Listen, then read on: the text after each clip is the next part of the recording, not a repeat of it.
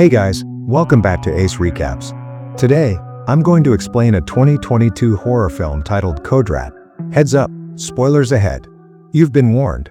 The movie begins with a man named Kodrat desperately trying to save his son Alif from a terrifying demon. Kodrat is an expert exorcist who has helped many people get rid of evil spirits over the years. Alif is floating in the air while dark forces control his small body. The demon speaks through the boy's mouth, making him scream terrible words and curse at his father.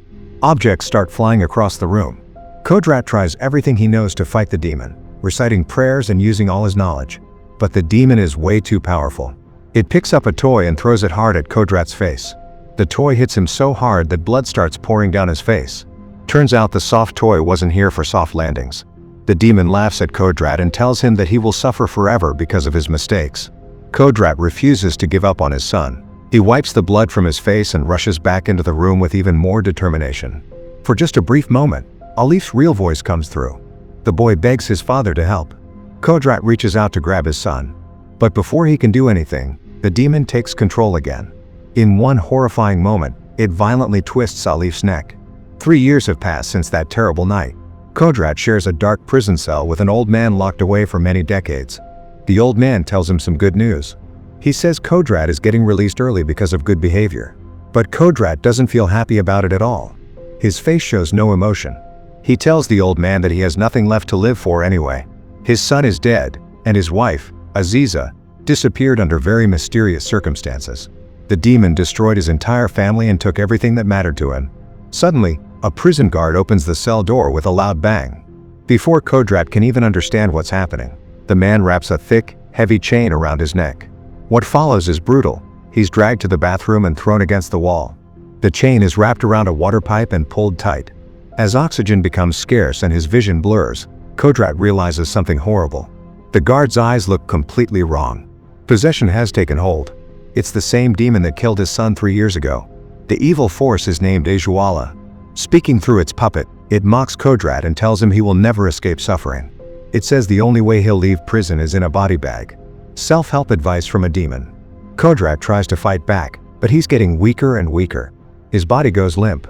Other guards rush in and try to pull the possessed man away, but it's too late. Kodrat dies from suffocation. Something strange happens next. His eyes snap open in a vast desert. Respawned on hard mode. Hot sand stretches in every direction without end. He knows he just died, yet somehow here he stands. His clothes have changed completely.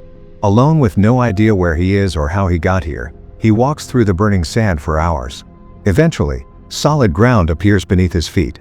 The landscape shifts. He sits down and begins thinking about his life, mistakes, and his faith in God. Looking up at the bright sky, he begins to pray with all his heart. As soon as he finishes his prayer, the wind starts blowing around him with force, and the sun becomes incredibly bright and hot. Suddenly, Kodrat's eyes snap open in a mortuary surrounded by bodies. He's alive. Somehow, God has given him a second chance. Arriving at his village, he notices a sign saying the land belongs to an Islamic boarding school. As he walks through the streets, he hears prayers from a nearby house mixed with a girl's screams. He stops and listens carefully. Every instinct tells him something terrible is happening inside. But he tells himself he's done with that part of his life. He doesn't want to get involved anymore. The memories are too painful. So he keeps walking. Retirement rarely survives a scream.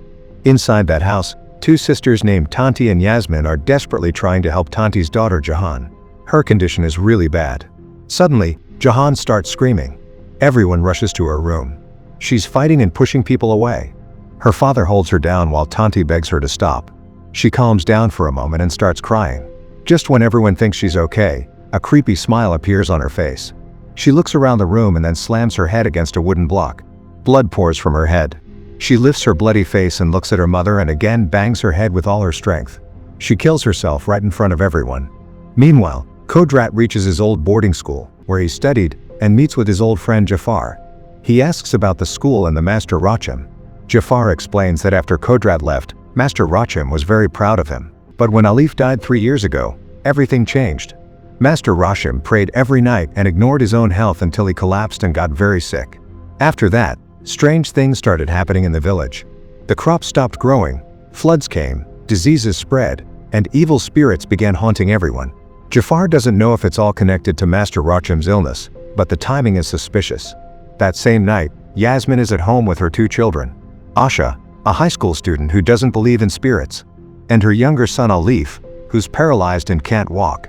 Young Alif asks his mother to play with him, but she's exhausted and tells him to go to bed. Disappointed, the boy wheels himself toward his room and says he'll play with his father instead. His father died years ago. When Yasmin checks on him later, she finds him sitting by his wardrobe. She asks what he's doing.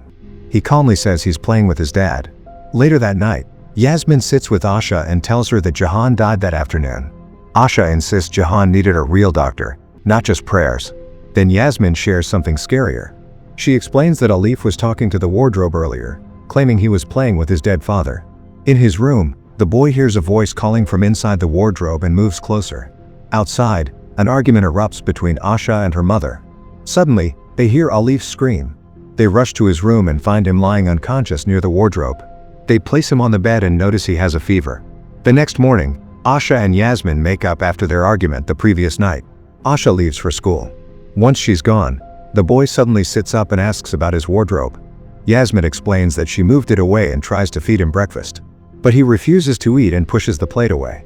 That night, while Kodrat prays in his room at the school, a strong wind slams the window and knocks over a photo frame. Meanwhile, Yasmin discovers his son missing and searches everywhere with Asha. Yasmin finds him in the storage room, talking to the wardrobe. She asks what he's doing there. He tells her his dad said he doesn't need anyone else and that if he obeys, he'll be able to walk again. Miracles always sound cheaper when demons sell them. She reminds him that his father is dead, but he gets angry. He yells at her and suddenly attacks with gardening scissors. Yasmin manages to escape and locks him in the storage room. She tells Asha to guard the door while she goes to get help. Yasmin rushes to the boarding school and desperately asks for Jafar. Kodrat tells her Jafar isn't there. She asks if he's an exorcist and begs him to help her son. When she mentions her son's name is Alif, he freezes. That's the same name as his dead son. Back at home, the demon manipulates Asha into opening the door and asks her to come inside the wardrobe if she loves him. She begs him to come out, but he refuses. Suddenly, he attacks and drags her inside. The demon makes her see her family celebrating her birthday. Cake, candles, and catastrophic mind games, classic demon hospitality. Her dead father appears and wishes her happy birthday. Overwhelmed with emotion, she hugs him. He tells her to cut the cake. When she cuts into it, blood pours out. She's actually cutting her own hand with the scissors. Kodrat and Yasmin find them inside the wardrobe. Carefully, Kodrat separates the boy's hand from Asha's and throws the scissors away. He gets Asha out of the wardrobe. Then he confronts the demon inside the boy. He demands to know its name. First rule of spiritual warfare is identifying the customer. The demon picks up the scissors and stands. It calls him a hypocrite, someone who claims to worship God but has no real faith. When Alif lunges at Kodrat, he dodges and begins the exorcism. He forces it to reveal its name. The demon screams that it's called Hodab and that it worships only Satan. The demon tries to attack again, but Kodrat restrains it. The demon laughs and warns that stronger demons are coming to destroy God's people. Kodrat doesn't stop. He continues praying until he finally expels Hodab from Alif's body. Victory, with teeth marks. On his way back to the school, Kodrat encounters Ajuala. A vision of his dead son appears, making him stumble and fall. Meanwhile, Alif is possessed again. Jafar arrives just in time and takes both children away in a truck. Kodrat pursues them on the road. He catches up and explains that Hodab was just one of Ajuala's servants. The true master, Ajuala itself, is far more dangerous. Kodrat begs Jafar to let him perform a proper exorcism, but Jafar refuses. The next day, Tanti's husband confronts Kodrat. Angry and heartbroken over his daughter's death, he accuses Jafar and his followers of exploiting religion for personal gain. Mistaking Kodrat for one of Jafar's associates, he attacks him. Meanwhile, unable to bear the pain any longer, Tanti climbs to a cliff and jumps. She takes her own life before anyone can stop her. Later, Alif returns home showing signs of improvement. Jafar tells Kodrat the exorcism was successful, but Kodrat isn't convinced. He demands to know what payment Jafar took from Yasmin's family, money or land. Jafar denies wrongdoing and claims the villagers gave gifts willingly. Kodrat accuses him of refusing to help people unless they pay. Jafar insists the money and land are for building a new school and mosque. The blueprint looks generous. The heart doesn't. Kodrat counters that it's worthless if people are suffering because of him. He warns Jafar not to touch Yasmin's land or charge for exorcisms anymore. He reminds him that helping people is their duty and tells him not to disgrace Master Rachem's name. Jafar dismisses him, sarcastically saying he's too holy to stay at the school. That night, the lights suddenly go out. In the darkness, Ajuala forces its way into Yasmin's body through her mouth. The possessed Yasmin uses her voice to send Asha away to find Jafar. Meanwhile, at the school, Master Rachim whispers a warning to Kodrat about Jafar and idols. Following this clue, Kodrat finds a hidden room where Jafar chants dark spells and worships Satan. Turns out his promotion from exorcist to Satan's personal cheerleader happened really fast. Kodrat bursts in and attacks him. They fight violently until Jafar overpowers him and knocks him to the ground. Jafar fills a plate with blood and orders him to drink it and join his dark worship. Kodrat refuses and fights back with renewed strength. He manages to knock Jafar down. At that moment, Asha arrives at the doorway and witnesses everything. Meanwhile, the possessed Yasmin digs a grave and buries Alif alive in it. Soon, Asha arrives with Kodrat. The demon taunts him, saying that every time it tried to kill him and destroy his faith, it failed. But today will be different. He asks the demon about Alif. It mockingly asks which Alif he means? The one whose neck broke? Or the one buried alive? Without hesitation, Kodrat prepares to fight. The demon attacks, but he dodges the initial assault. They clash violently as Kodrat grabs hold and begins the exorcism. Meanwhile, Asha frantically digs into the ground searching for her brother. The demon proves overwhelmingly powerful, weakening Kodrat with each blow. It grabs his leg and climbs onto his back, injuring him badly. The world's worst piggyback ride, screaming included. The demon screams that it will kill all religious people, so no one can pray anymore. But Kodrat places his hand on Yasmin's head and begins reciting prayers with all his strength. The demon tries to stop him, but he refuses to give up. Each word of his prayer becomes a weapon against it.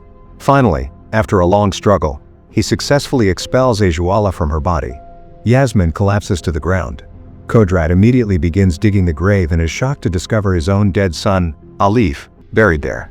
He hesitates for a moment, then slowly reaches out and embraces his son. Around them, Yasmin and Asha start reciting prayers aloud, their voices joining his. Kodrat places his hand on Alif's forehead and continues the prayers. As his words grow more powerful, the demon within the boy writhes and screams. Finally, with one last scream, Ajuala is expelled from Alif's body. 6 months pass, and the village is thriving again. Master Rachim has recovered from his illness. Rachim gifts his old motorcycle to Kodrat, blessings with a full tank. As he prepares to leave, Alif stops him and attempts to stand and walk. Everyone smiles as he takes those first steps. Kodrat nods, starts the engine, and rides away from the village. Don't forget to subscribe and turn on notifications so you can watch more videos like this. Thanks for watching.